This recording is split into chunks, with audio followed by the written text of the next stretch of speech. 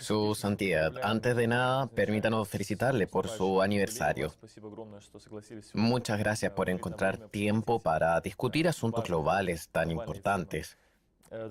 Hablemos primero de los cristianos fuera de Rusia, en particular en lo que se refiere a los conflictos en Oriente Medio y en el norte de África. Muchas personas ven en esos conflictos una amenaza no solo para los gobiernos, los estados o los ciudadanos, sino para la fe cristiana en general. Hace unos meses tuvo lugar un histórico encuentro entre el Papa Francisco y usted.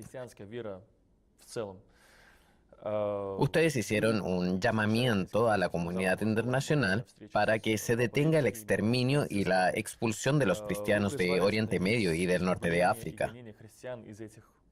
¿Cree que se hace lo suficiente para detener la persecución de estos cristianos? ¿Ha mejorado o, por el contrario, ha empeorado la situación desde que hicieron su declaración? He tenido que llamar la atención muchas veces en nombre de la Iglesia Ortodoxa rusa en defensa de los cristianos perseguidos en Oriente Medio. Porque de todas las minorías, los cristianos son los que más han sufrido y los que más están sufriendo. Las cifras son espantosas. Apenas hay 150.000 cristianos en Irak, cuando antes había 1,5 millones. Se ignora el paradero de 500.000 de cristianos de Siria. Puede que los hayan matado, o tal vez hayan emigrado. Oriente Medio es la cuna del cristianismo, de la cultura cristiana. Por eso el exterminio y la expulsión de los cristianos de esa región no es solo un crimen contra la fe, contra los derechos y libertades del hombre, sino que representa una catástrofe para la civilización. Porque con la desaparición de la población cristiana, las cosas van a cambiar mucho en esos países. Si antes de esta crisis los gobernantes, incluidos los laicos, se veían obligados a tener en cuenta la presencia de los cristianos y planificar su política interior de manera que se respetara el equilibrio, ahora ya no hay ningún equilibrio que respetar. No se sabe qué será de los cristianos que quedan en esos países. Por eso, nuestro encuentro con el Papa se centró en nuestra preocupación por la situación en Oriente Medio. Además, es una preocupación sincera, basada en nuestra convicción común de que hay que dar pasos decisivos para simplemente salvar a los cristianos. Claro que en general es importante detener el derramamiento de sangre. Quiero que quede claro, nos referimos a todos los que están sufriendo. Pero no estamos hablando de la desaparición del Islam en esos países, sino del exterminio de los cristianos. Por eso nuestra declaración conjunta incluyó una denuncia concreta y un mensaje de esperanza. Desgraciadamente, el desarrollo posterior de los acontecimientos, cuando aumentamos nuestra coordinación de esfuerzos en cuanto a Oriente Medio, no ha conducido a una solución política del problema. Sabemos que la expulsión de la población cristiana continúa y toda la población civil está sufriendo por lo que ocurre en Siria e Irak.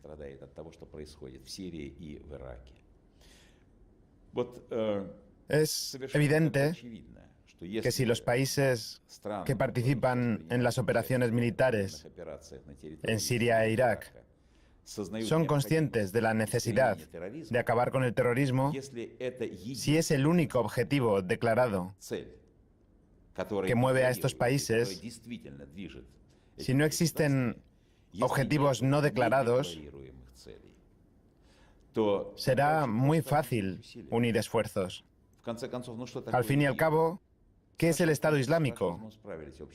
Vencimos conjuntamente al fascismo, que esclavizó la mayor parte de Europa. Creo que sería fácil solucionar el problema del Estado Islámico y a la vez el problema de los refugiados y el resto de dramáticas consecuencias que ha tenido y sigue teniendo el conflicto en Siria y en Irak. Pero eso no está pasando. Por eso, a nosotros, como cristianos, nos queda rezar y, por supuesto, trabajar todos juntos para que todos los países vean la necesidad de actuar en coordinación. Y cuando decimos que una coalición toma una postura y Rusia toma otra, ya no podemos tolerar posturas distintas. Tenemos que ponernos de acuerdo. En este sentido, me causaron buena impresión las declaraciones del nuevo presidente electo de Estados Unidos, Donald Trump, quien habló claro de la necesidad de solucionar el problema del radicalismo islamista y del terrorismo. Dios quiera que la relación entre Rusia y Estados Unidos avance en este sentido, porque hoy en día el terrorismo es una amenaza real para todos. Para Rusia, para Europa Occidental, para Oriente Medio y, por supuesto, para Estados Unidos, que ha sufrido bastante a principios de este siglo XXI. Por eso, es el momento de unir todas las iniciativas y esfuerzos posibles para, mediante acciones conjuntas, resolver un problema que desafía a muchos países y naciones. Acaba de expresar sus esperanzas al respecto de la presidencia de Donald Trump. Trump es considerado una figura aberrante, polémica, no solo en Estados Unidos, sino en todo el mundo, sobre todo en lo que se refiere a los musulmanes.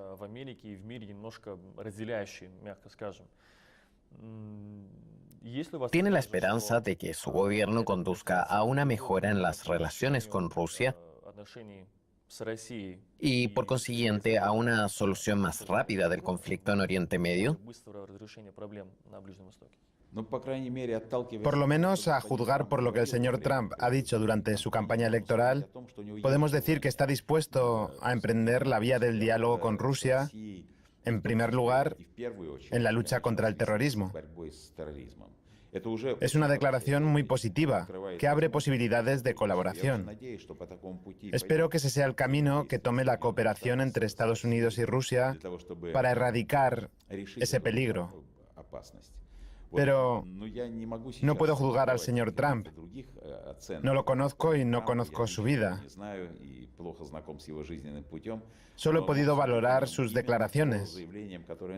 Y esas declaraciones contrastaban mucho con lo que decían otros. Las declaraciones de otros no aportaban esperanza, mientras que las suyas sí. Es muy importante que los líderes de poderosos estados que influyen en la situación en el mundo con su política transmitan la esperanza en un futuro mejor. Acaba de comparar a Donald Trump con otros líderes europeos que evitan hablar sobre estos asuntos. Por supuesto que Trump no se avergüenza de decir lo que piensa, de llamar a las cosas por su nombre. ¿Por qué cree que este tema es un tabú en el mundo occidental? Tal vez a los líderes les da miedo ofender a alguien, por ejemplo, a la diáspora musulmana, o es un problema relacionado con la corrección política en Occidente. En Rusia también se respeta la corrección política y existe, por ejemplo, una ley que castiga a los que hieren los sentimientos de los creyentes de la fe cristiana. ¿Cree que la corrección política en Europa impide que se discutan políticas que podrían solucionar estos problemas? Por supuesto que lo impide. Da la impresión de que la corrección política está destinada a limitar las posibilidades de los cristianos de profesar su fe. Por ejemplo, ¿por qué en vez de usar la palabra Christmas, se tiene que usar la palabra Xmas? A esta pregunta nos responden diciendo que no podemos ofender a aquellos que no sean cristianos. Pero cuando les preguntamos a los musulmanes si les ofende la palabra Christmas, dicen que no.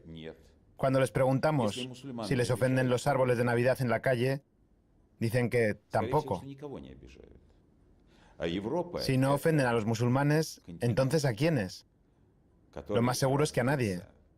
Europa es un continente que se desarrolló culturalmente e incluso políticamente en base a ideas cristianas. Se nos dice que también existen fuentes antiguas, y sí, existen, pero no han sido tan actualizadas a lo largo de los siglos como las ideas morales cristianas de las que han nacido legislaciones enteras. Y cuando hoy Europa rechaza estas raíces a favor de la corrección política, surge una pregunta.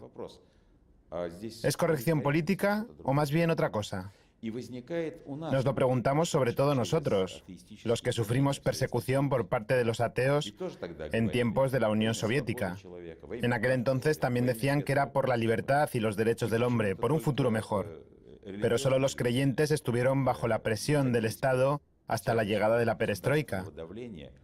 Hacía mucho tiempo que habían dejado de luchar contra los capitalistas, los terratenientes, contra los burgueses. Hacía mucho tiempo que la economía de la URSS se había convertido casi en una economía de mercado, por no hablar de la nueva política económica de los años 20. Sin embargo, siguieron luchando contra la Iglesia hasta el final. Seguimos sin entender a qué se debía ese planteamiento.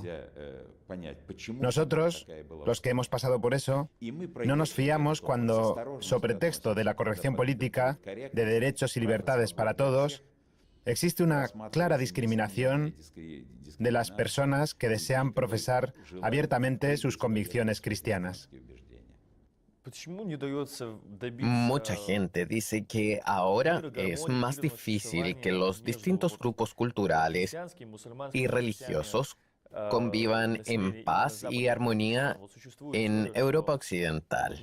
Existe la teoría de que se debe al choque de civilizaciones, que tiene sus raíces en el discurso político. ¿Cree que es posible una convivencia pacífica de las diferentes culturas? ¿O tal vez tienen razón políticos como, por ejemplo, Marine Le Pen en Francia o Farage en el Reino Unido, que dicen que el multiculturalismo ha fracasado? El multiculturalismo no tiene futuro, porque supone una mezcla de culturas y religiones que se agita con fuerza para formar con esos líquidos un cóctel uniforme.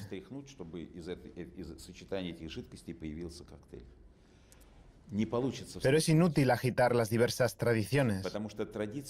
Son demasiado fuertes. Si el multiculturalismo supone la debilitación del vínculo de la gente con su propia tradición cultural y religiosa, podría causar la discriminación de aquellos a los que se exige que renuncien a su propia tradición. Se verían obligados a ponerse a la defensiva. Es decir, este criterio es una fuente de división muy peligrosa. Se trata de una división profunda, cuando el hermano se alza contra el hermano. Pero existen otros modelos. En Rusia vivimos en una sociedad multinacional. Sin embargo, nunca existió la idea del multiculturalismo, ni siquiera en tiempos de la URSS. Proclamaron la nueva comunidad bajo el nombre de pueblo soviético. Pero todo el mundo se daba cuenta de que los turcomanos seguirían siendo turcomanos, los tayikos seguirían siendo tayikos, los uzbecos seguirían siendo uzbecos, los rusos seguirían siendo rusos, los judíos seguirían siendo judíos. El criterio multicultural, que supuso la posibilidad de expresar sentimientos nacionales y religiosos, empezó a extenderse sobre todo en los últimos años después de la disolución de la URSS. No estamos hablando de ninguna mezcla, ni de ningún cóctel. Estamos hablando de que cada persona tiene que ser una misma, aunque todos vivamos en el mismo estado. Tenemos que obedecer las leyes, tenemos que relacionarnos de forma amistosa. Y desde este punto de vista, la política no tiene que romper fronteras entre diferentes culturas y religiones para que salga una mezcla o un cóctel, como ya he dicho, sino que debe apoyar a todo el mundo, garantizando derechos y libertades para que cada persona, sin importar la religión que profese, se sienta integrado en su país, para que no se sienta forastero. Si en Occidente consiguieran establecer este tipo de relaciones, eso ayudaría a vivir en paz. Tengo miedo de que ya hayamos perdido demasiado tiempo. Deberían haberlo hecho antes y no hacerlo ahora, cuando han llegado a Europa tantos emigrantes, representantes de otras culturas y de otras creencias religiosas que tienen una actitud negativa hacia la cultura y los países donde residen en estos momentos. Mucha gente guarda rencor a la civilización occidental, entre otras razones por la actual secularización radical, que yo llamaría incluso agresiva. Un creyente se siente incómodo en una sociedad agresivamente secular, igual que no nos sentíamos cómodos en una sociedad agresivamente atea. Cuando desaparezca la agresión, la gente empezará a sentir simpatía hacia toda la población del país.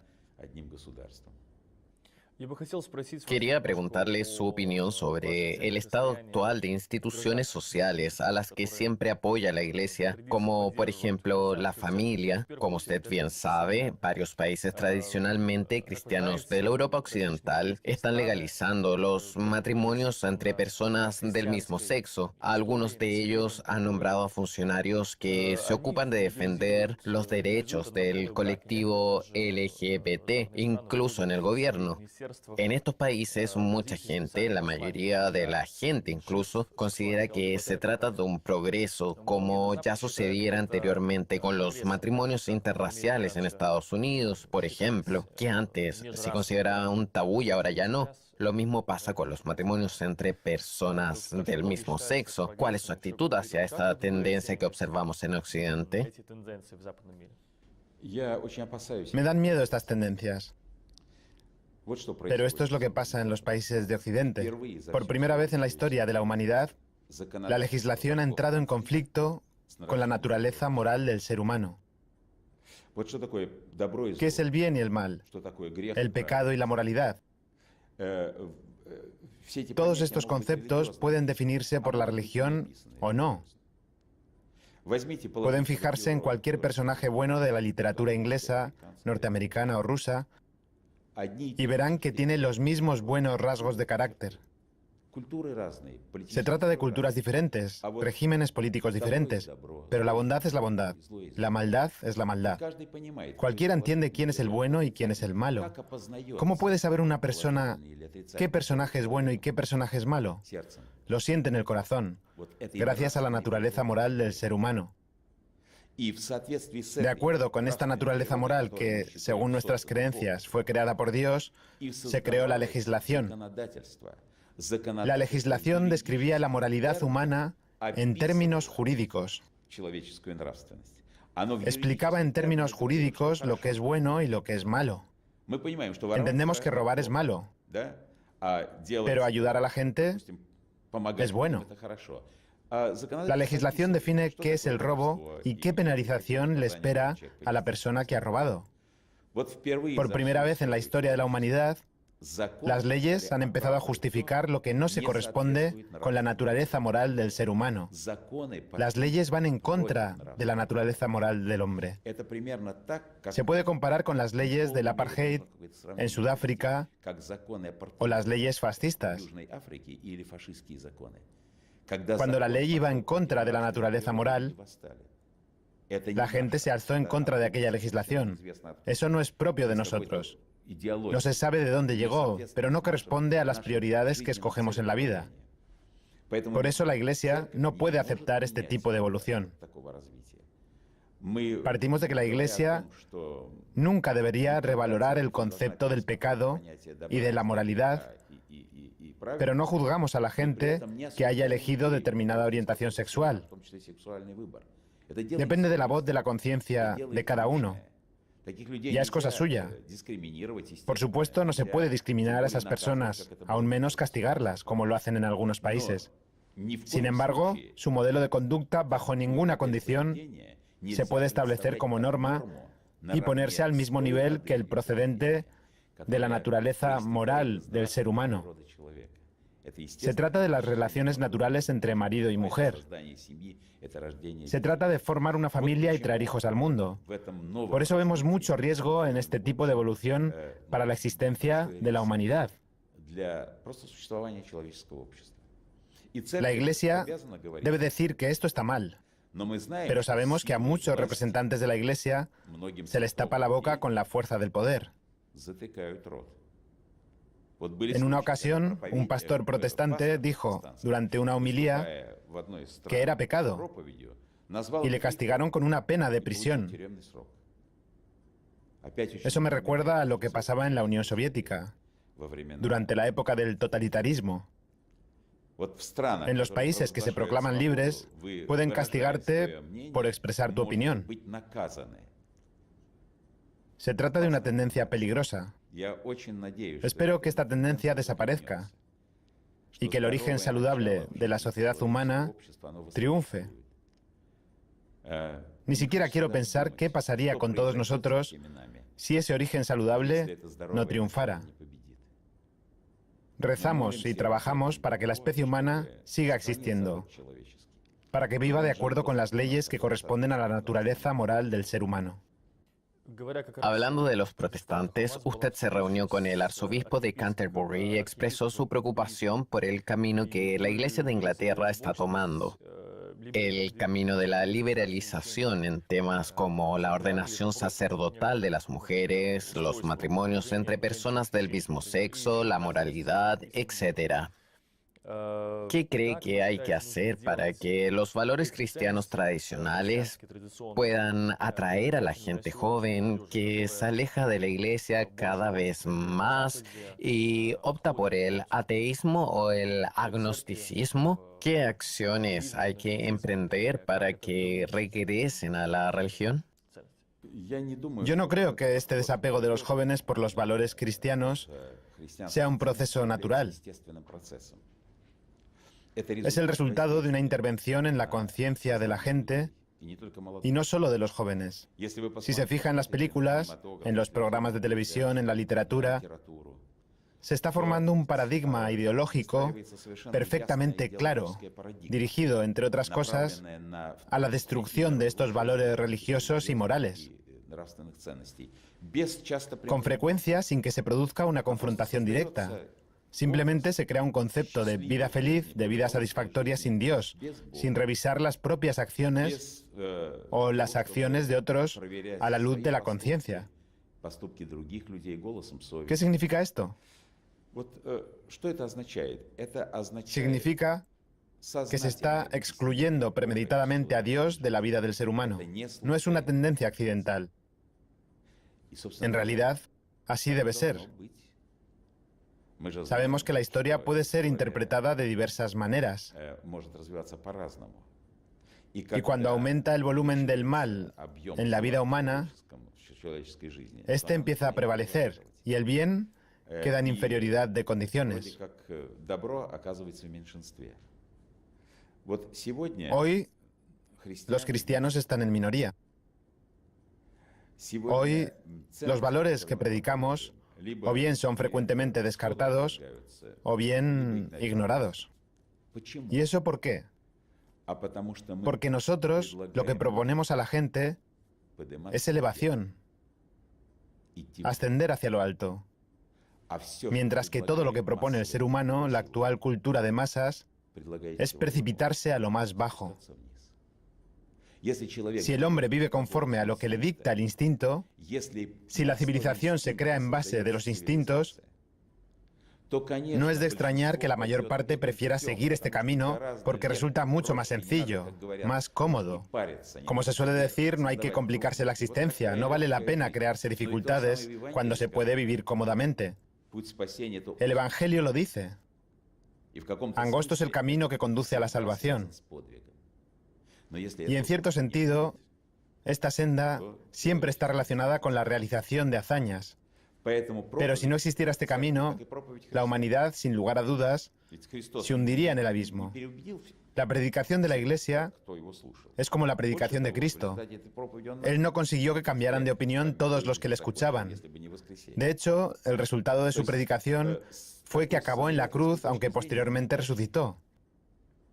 Es decir, desde un punto de vista materialista, es un fracasado. Si la gente no creyera en la resurrección, ¿qué sentido tendría la muerte y el martirio? Recordemos a los santos apóstoles. Todos, con la excepción de Juan Apóstol, sufrieron martirio. ¿Significa eso que fueron unos desdichados, unos perdedores?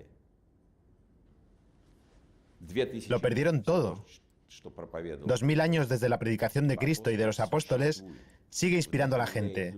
Sigue inspirando a los artistas y escritores que, pese a las presiones exteriores a las que se ven sometidos hoy en día, crean una obra apropiada.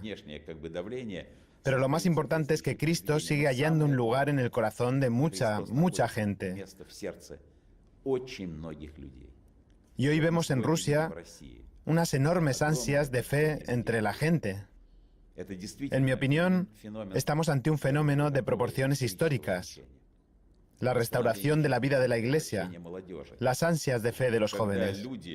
Cuando la gente escoge este camino angosto, sin lugar a dudas, este les llevará a las alturas del firmamento, porque es el camino hacia el cielo, hacia lo más eminente. Ha sido y será un camino duro, pero procura la salvación.